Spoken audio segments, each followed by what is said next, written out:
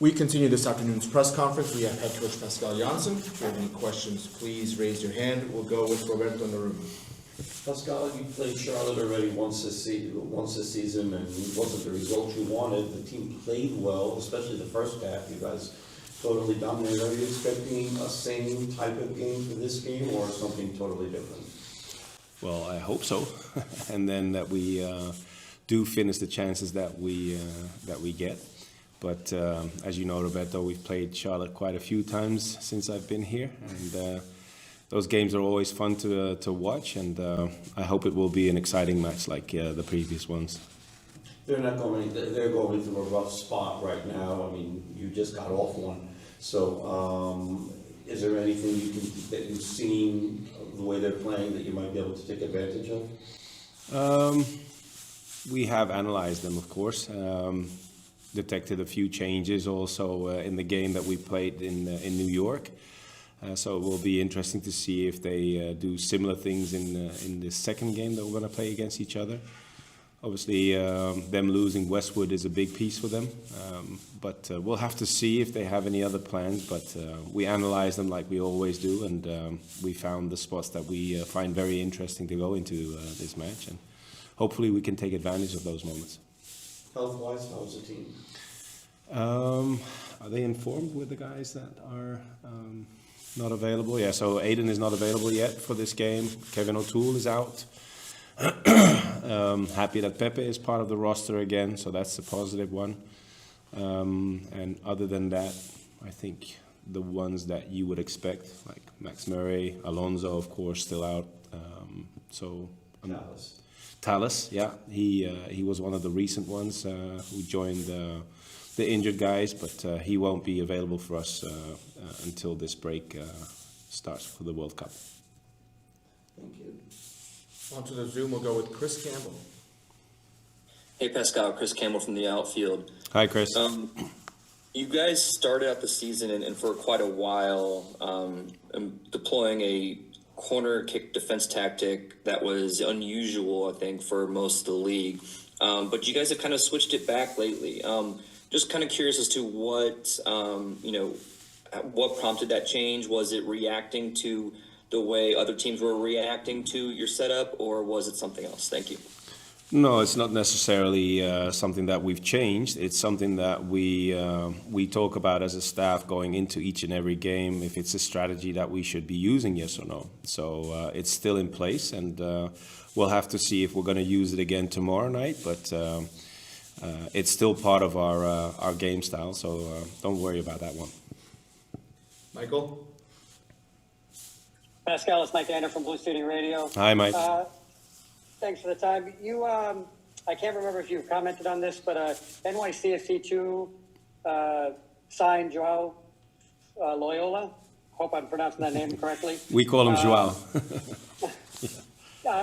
Maybe it's not common for a head coach to comment on a second team signing, but being that you used some second team players quite a bit in your first team squads, I didn't know if you wanted to talk about his prospective future with the club. Well, that's hard to tell. He's only been in the building for a minute. I saw him on pitch once. We were able to see him train with the first team last week. There was one session that we used him, and we'll have to see how Joao will do. And first of all, it's second team, and from there on, maybe it will be a future for the first team as well. But we'll have to see and wait how this will develop itself. Chris, go ahead. Pascal, Chris Campbell again. In talking with Hannes Wolf, he mentioned the team watching film on things to improve on, and one of the items identified by yourself and the coaching staff was lack of urgency in certain moments. How do you make sure the team continues to have that urgency in all moments throughout the game as you go forward, especially as you continue to try to stay out of the rut? Yeah, well, that's a good one.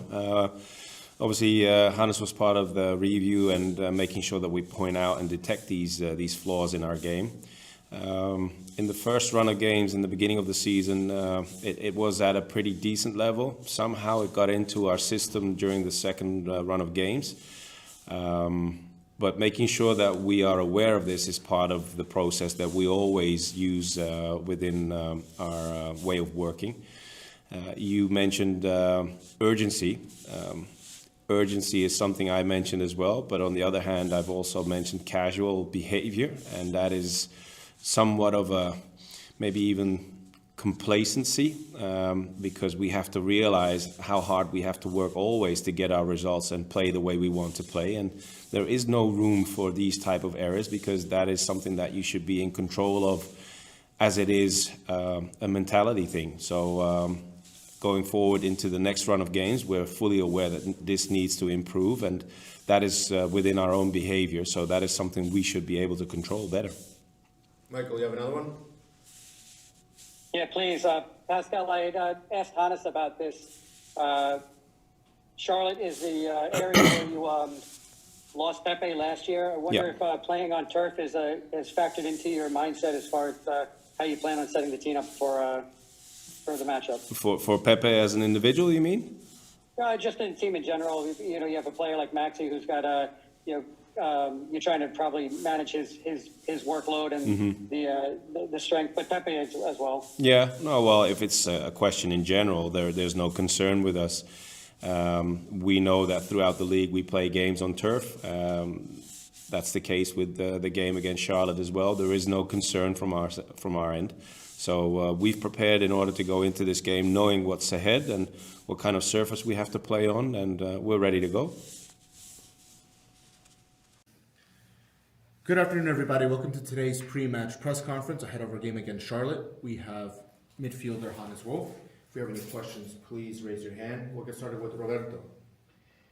Hannes, obviously the team's coming off 7 games without a win, and the team obviously played one of its best games in the win against Columbus. What worked for the team this time? Yeah, I think after a tough period, we came into a normal. I just wanted to say, like, it felt like a break, but it was like just a normal week with no 3 game during the week. So I feel like we could focus on different things in training and could work on certain things. And get a better feeling of like what we need to improve. We had more time to watch film. We watched all the games from the tough period, and I think in general we just defended better and were clinical in front of the goal, and then it looked a little bit better than in the games before. If we did our research correctly, I believe that was your first professional hat trick. That you did have a hat trick as a U19, right? As a U19 player, is that accurate? And what did it feel like to be able to score 3 goals like that? Yeah, my dad asked me the same, and I was like, yeah, I think like something like when I was 18, 17, I don't know. Yeah, obviously on professional level, it's like very special for me. I think everybody, who ever scored a hat trick knows that's like a different feeling. So very, very nice, to be honest. But on the flip side, it's like, the next game is waiting already, and like that sport is so dynamic and so quick, and you have to show it again and score again and win again, and yeah. When you got your second goal, when you had 2 goals, and there seemed to be a lot of opportunities for the team because the way they were playing well, did you start thinking about, well, maybe you'll get your first hat trick?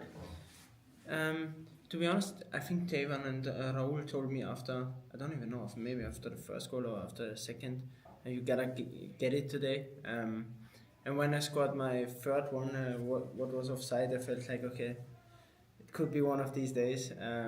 So yeah, because then you come into a flow, and like, I think the third goal speaks for itself. When you have like the confidence, you can score like that, and yeah. Glenn? So, you, in your career here, you've scored in 15 games, you've scored a goal, but in 4 of those it's been a brace, and 1 of them it's a hat trick. So, in America sometimes we say that's streaky, you know? Do you have any explanation for, are you just, those days when you're getting the multiple goals, are you just feeling it more, do you think? Or can you explain that? I don't I don't know. I didn't know that. That's interesting. For sure, like you feel like things are easier if you scored already in a game, and you get like your confidence goes up, and maybe yeah, you come into what I said, the flow. But yeah, the goal is it to be to score more goals. To be honest, I think that would be better than scoring like multiple goals in. I don't know, to be honest. Yeah. The one that is most impressive maybe out of the group, I mean, they were all very good at the pullbacks, the being in the right spot, but to take a right-footed shot from outside the area, and I think early on when we watched you play, there wasn't much with your right foot, as much as it seems now. Is that something that you just built confidence with, or you always had it and we just hadn't seen it before? I think I always was like a player who could score with both feet. But I think like when I came to the club, I played more on the right side, and yeah, it's for me it's easier to tuck inside and shoot with my weak foot than being on the right side and shoot with the right. I think that that could be the reason. Your questions are good, like because I don't even have the answers on some of them really. So that's good because you don't have to think about what you're doing so much? Is that what you mean? I think so, yeah. I mean, that's the state of mind you should try to always come in, you know, like if you don't think too much, that's why I always try to, yeah, and I know when I play my best football, I don't really think, I just play and enjoy it, yeah. Thanks. Onto the Zoom, we'll go with Chris. Hey, Hannes, Chris Campbell from Outfield. In your answer to Roberto, you mentioned watching some film as a team and finding things to improve on and work on. What were some of those things that you guys identified as needing to improve and work on? Yeah, I think in this period we still had good games and games where we could have taken 3 points. But you could see in like most of the games where we conceded goals.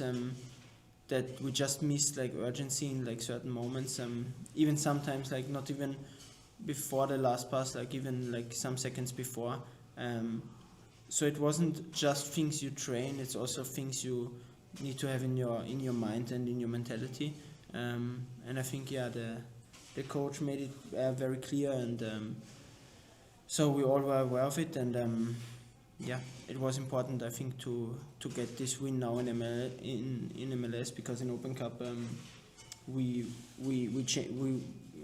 came to the next round, but in MLS we were still struggling, and we want to build momentum now. Michael?